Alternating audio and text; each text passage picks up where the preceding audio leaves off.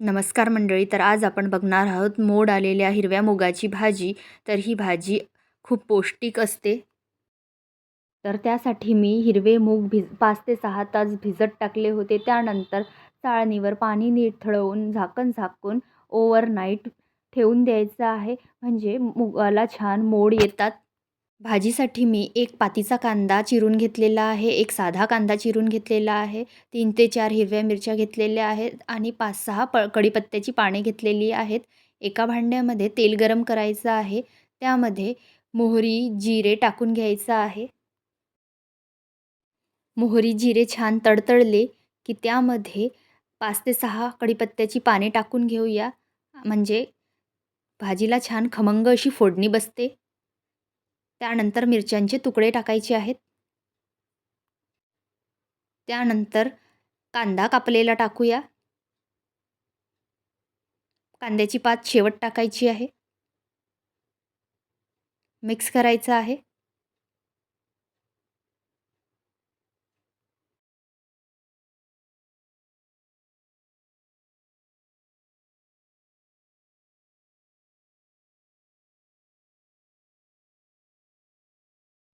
कांदा मऊ पडला की हिरव्या पातीचा कांदा टाकूया. 2 मिनिटे शिजवून घेऊया.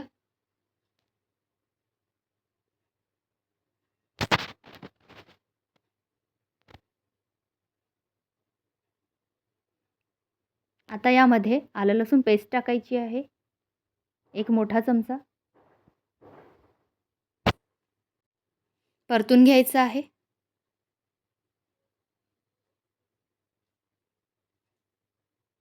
त्यानंतर धने पावडर टाकायची आहे.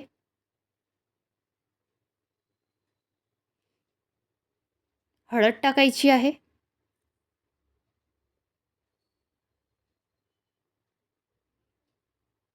मिक्स करायचं आहे.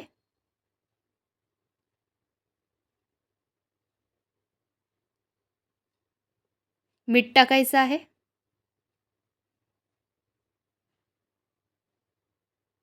लाल तिखट टाकायचं आहे.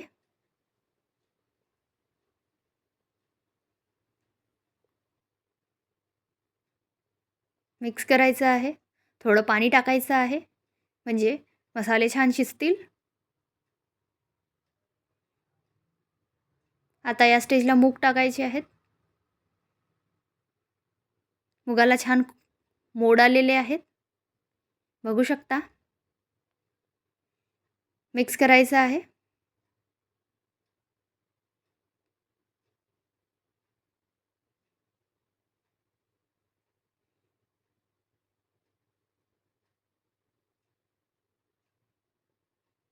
ही भाजी खूप पौष्टिक असते.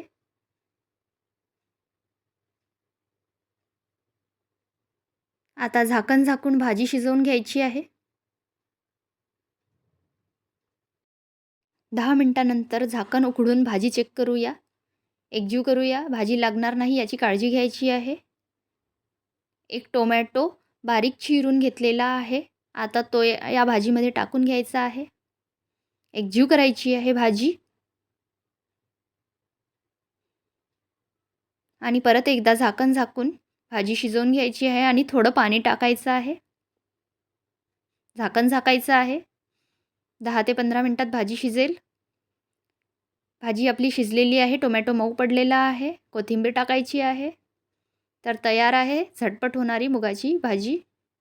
रेसिपी आवडल्यास लाईक करा, शेअर करा, सबस्क्राईब करा, कमेंट करा. भेटूया नेक्स्ट व्हिडिओमध्ये.